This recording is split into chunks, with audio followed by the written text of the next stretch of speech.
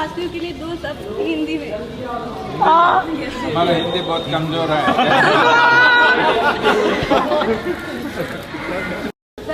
Kathmandu, then Kailash. You can ride with me on the social media. Every day you can ride with me.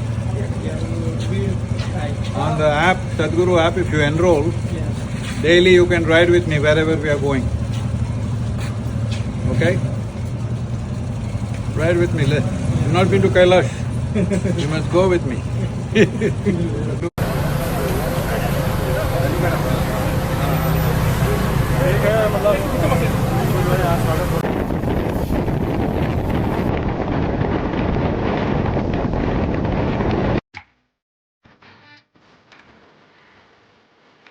Well, I think we've passed the most treacherous terrain. It's over, I believe. Construction in the mountains and about 16 to 20 kilometers of a bit dicey riding. We're not exactly riding 450 cc's to fly through. Heavy motorcycles which do great on paved roads, not great on slush. It's not very hot but a little tricky. So here we are, about a third of the way to Kathmandu, just about 11:15. In our 10-15 minutes we're stopping for lunch because light breakfast and we get very hungry on these motorcycles, especially these 16 kilometers must have taken more than an hour to negotiate and a little bit of wrestling with the handlebar. So, hungry, waiting for lunch, let's go.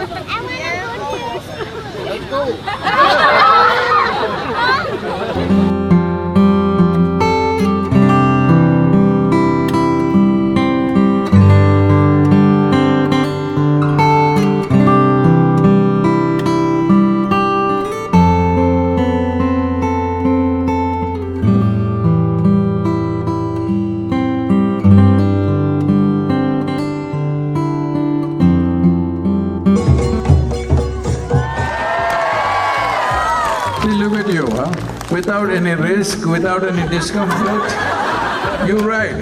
So what you should do is, when you're watching whatever, wherever, Facebook or wherever, when you're riding with me, you must also sit like that. Because some people on the social media say, Sadhguru is riding a luxury motorcycle. The idiot doesn't know what it is. Well, it may be powerful, it's definitely not luxurious. Breaks your back. So, be with me this next few days and next couple of weeks. And we are back here on 27th for Ganesh Chaturthi. I will be with you. Are you taking good care of Bhairavi? Sadhguru, I love you.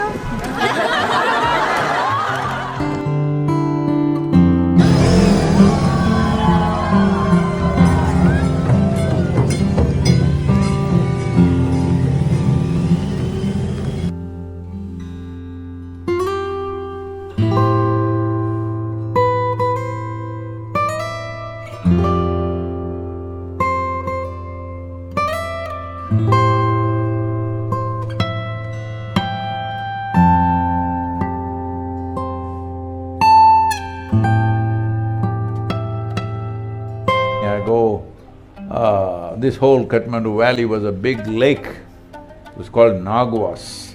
That means the abode of the Nagas. But now there is a stupa.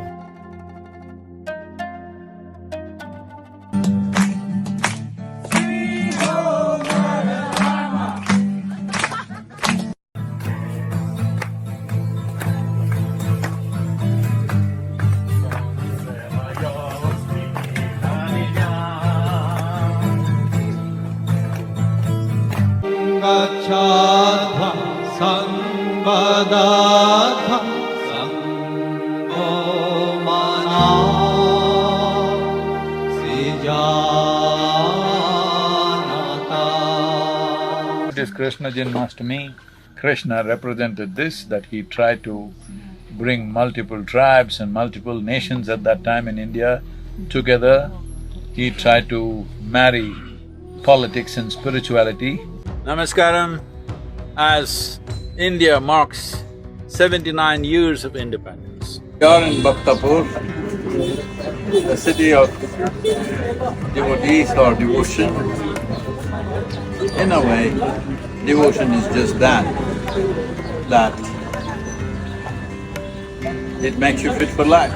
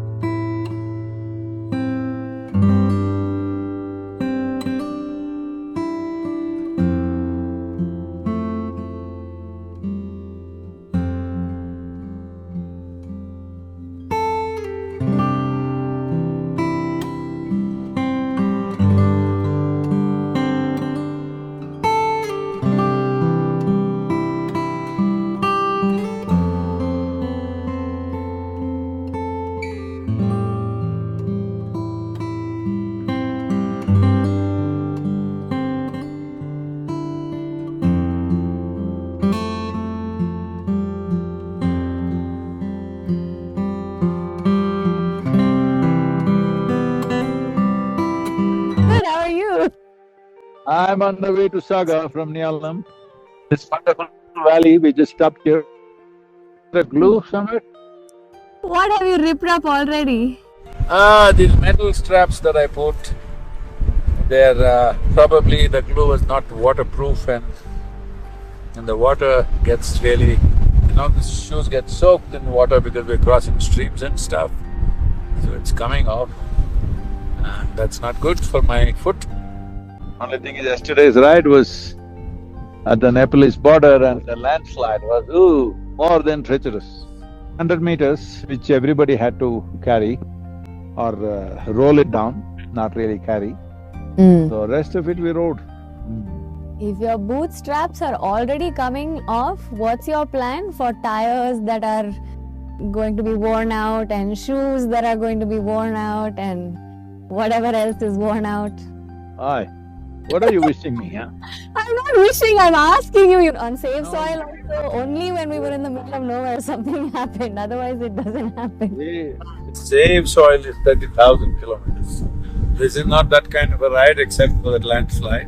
Just the altitude and the type of terrain, otherwise I don't think we're doing more than 4,000–5,000 kilometers overall, back and forth. You have the rest of my family for company also. I hope they're doing good too. Yeah, he's doing good. Uh, both the Chennai boys, one is riding a tiger, another is riding a cow.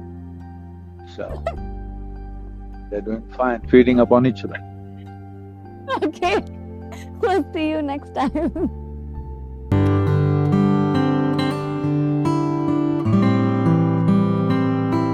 Well, this Jangmu to Nyalam, 36 kilometers. We've already done 8 kilometers of treacherous construction, sliding all over the place, and enormous construction happening in Jangmu, both civil construction and the road construction. And now I think we are on good road from here onwards, and this is one of the most spectacular drives that you can have. Just look at it all around, how it is. And we came on these roads when they were just being cut from the mountain. When there was no road, when they're just cutting the thing, construction means not even laying the track, just cutting the mountain. At that time we drove. Of course, we drove Toyota Land Cruisers, and there was only one-way traffic because there was only one track. Daytime, they went from Tibet to Nepal. In the night, we drove from Nepal to Tibet, and we are driving. Here and there, the water has drawn turrets, and they put some rocks. And I saw that the car in front of me, when he throttled, that rock flew away. And there was empty space, like this. This is about 1200 feet drop. So, I told our guide and driver that, that rock is gone. If you go there now, it's empty space. He said, no, you go, it's okay. Then I knew I have to go at a certain speed, otherwise I may get stuck in that hole. So I drove, and I knew even if I'm in first gear, the torque will throw further stones away. So I drove with some speed, got into second gear, and drove through that pit. People behind me could see that one wheel was just outside. But of course, they have slip differentials, so the other 3 wheels were on the firm ground, so there's no problem. But I'm saying that's how the road used to be, but today, a fantastic road and a fantastic scenery. Look at this.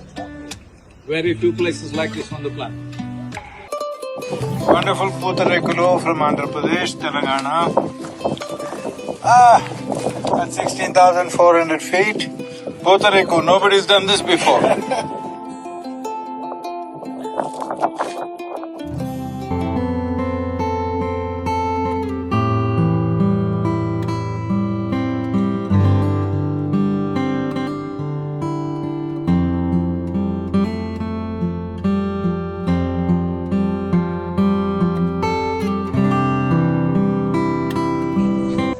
Here we are on the Friendship Bridge over this river. This is halfway through this bridge is Nepal-Tibet border. We're just entering Tibet after quite a treacherous roads and very dangerous ride, some parts of it, and it's been raining also. We're entering Tibet. Hopefully roads are better out there. Anyway, we are in the land of Shiva from here on. Let's go.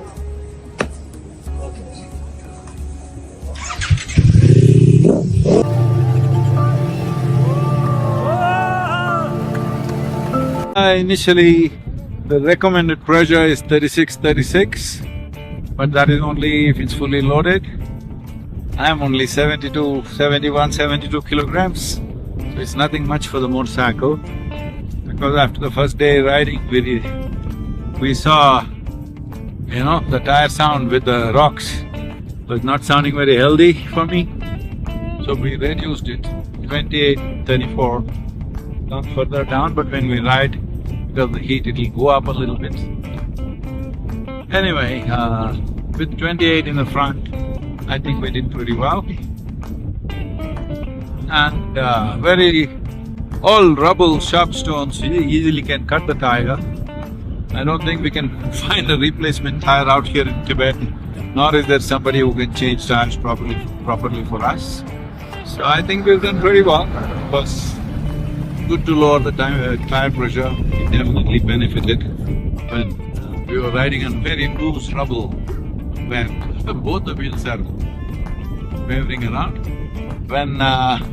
way back I'm talking, when Mysore Safari used to be on and I used to be more around it, I never participated in it really. There was one saying we used to tell the riders, if your rear wheel skids to the right, turn the handlebar to the right. If your rear wheel skids to the left, turn the handlebar to the left. But if your front wheel skids, just learn a short prayer. So we had a lot of front wheel skidding around yesterday and no prayer.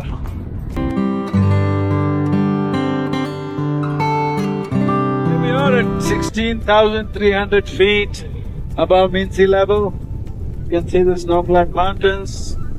Not as much snow as it should be, as I've seen 5 years ago, but spectacular.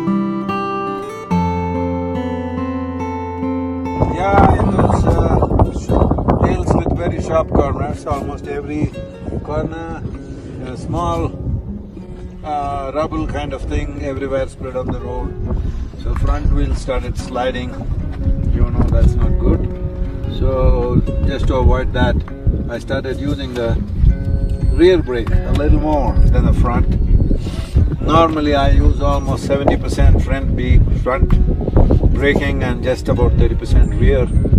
But in that segment I used little more rear brake, and somehow this hydraulic, the brake fluid is here, somehow the hydraulic developed a certain fatigue and this lever just went down and there was no rear brake suddenly.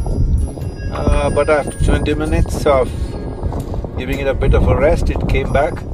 But anyway, to be sure that it works, when we came to Kathmandu, we drained the brake fluid from here and recharged it once again.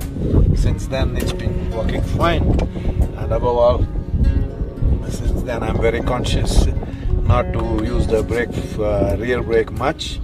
But it's strange that within about 15–20 minutes of using the rear brake a little heavily, the hydraulic went into some kind of peak. That's how things are made.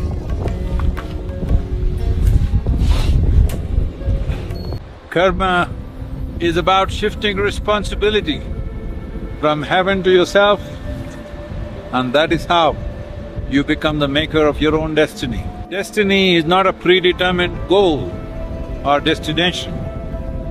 Destiny is something that you create unless you understand. Every breath, every pulsation in the body, every thought, every emotion, every action is your responsibility. It's your action, it's your karma, and you take charge of that. Destiny will be accidental. When it's accidental, you always tend to think something else. Something else was responsible for it.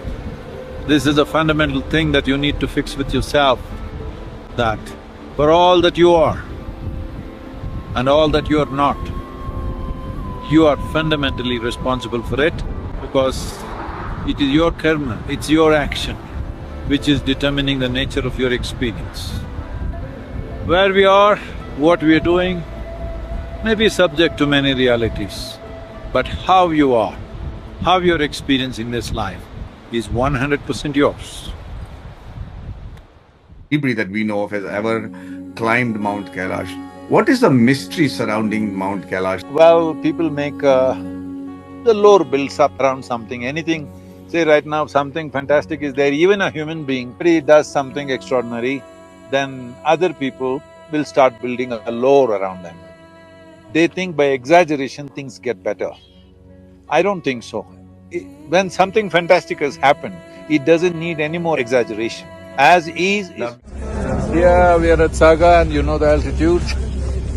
So, this is an altitude which is the same, about the same as Mansarovar. So if you're doing well here, you shouldn't have much trouble, but still be careful.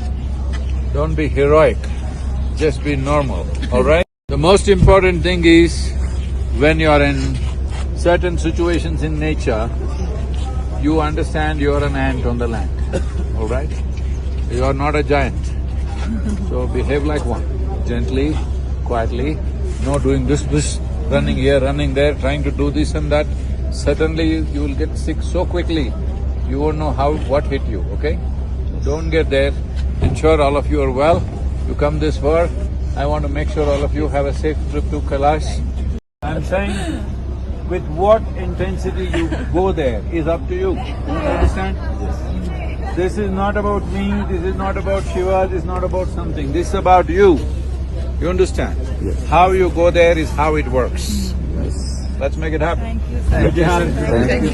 Really, thank you. Shivaya, Shivaya, Parameshwaraya, Parameshwaraya, Shashi Shekaraya Namaho, Shashi Shekaraya Namaho, Bhavaya, Bhavaya, Gunashambhavaya, Gunashambhavaya, Shivatandavaya Namo, Shivatandavaya Namo.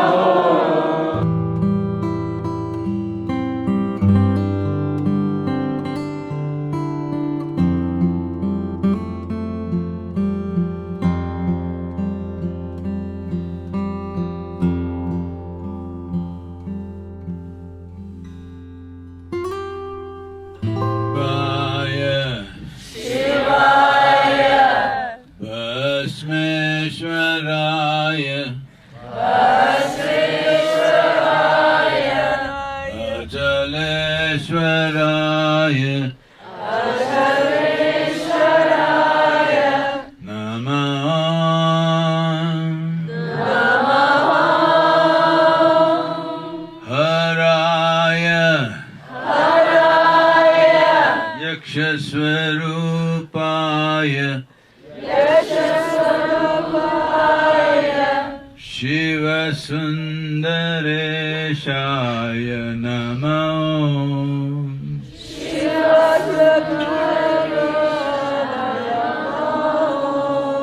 Shot 30 bullets at me from 2 feet away, and not even a single bullet hit me.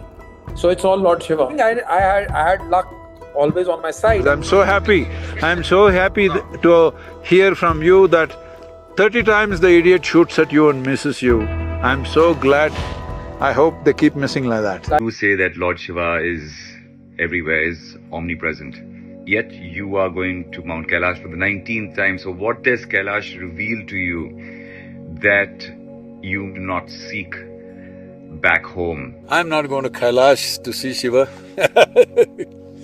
For me, the dimension that we refer to as Shiva, if I close my eyes, that's where I am. So I don't have to go to Kailash for that. But Kailash is a most spectacular library, immense knowing. But these days I'm not even going there for that. I'm taking a few hundred people with me. People, when they wake up in the morning, do they say Shiva? No, they'll say stock market. They will say cinema. So for those people with altitude and variety of other challenges, it lowers their concerns about stock market and we can get them to focus on something more profound. So this is the purpose of a pilgrimage, so that it wears you down. Do we have to go to Kailash for that? No, we can go anywhere. But why not Kailash? It's a fantastic place.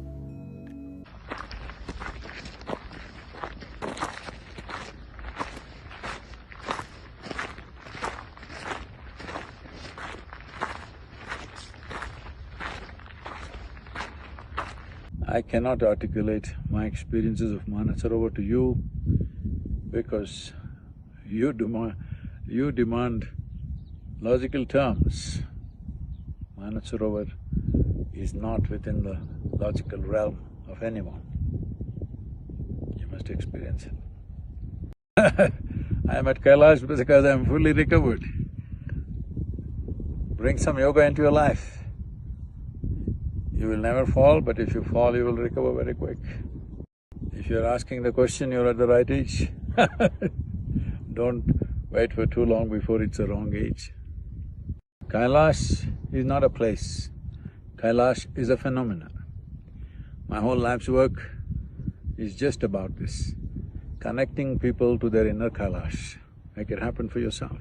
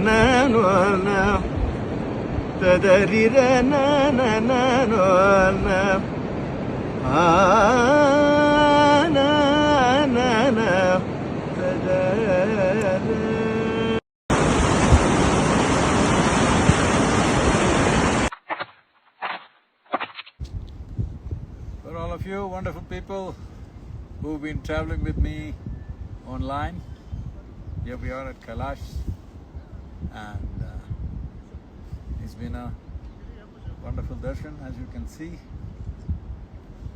temperatures are very, very comfortable. I don't know whether it's for the good or bad.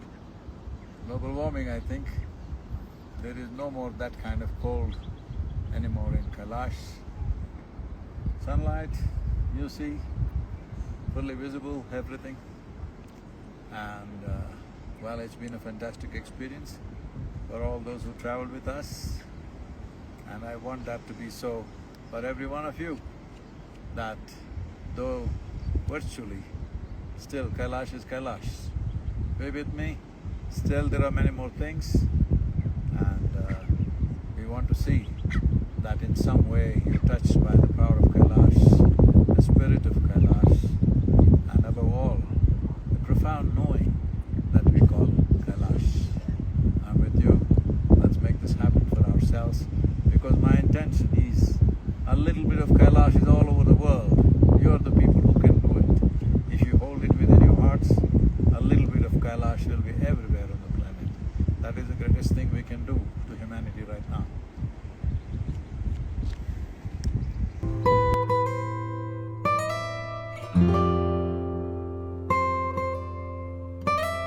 Thank you.